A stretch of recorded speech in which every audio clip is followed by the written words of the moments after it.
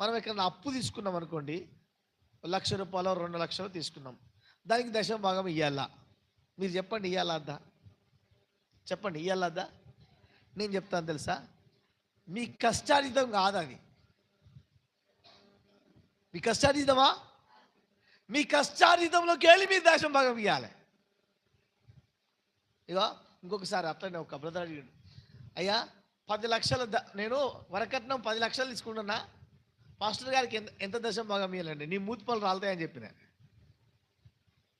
నువ్వే పాపం చేస్తున్నావు అంటే నీ పాపంలో నన్ను ఎందుకు కలుపుతావు? అర్థమైందా? అర్థమైన వాళ్ళు చెప్పండి. అపోస్తుల బోధ, ఈ అపోస్తులు అదే అప్పు తీసుకొచ్చుకొని నువ్వే అప్పు తెచ్చుకున్నావు, నువ్వే దానికి వడ్డీ కట్టాలి, వడ్డీ కట్టి కట్టి ఆగమైపోతూ మళ్ళీ దాంట్లో దశమ భాగం తీసుకొచ్చి లేతారట.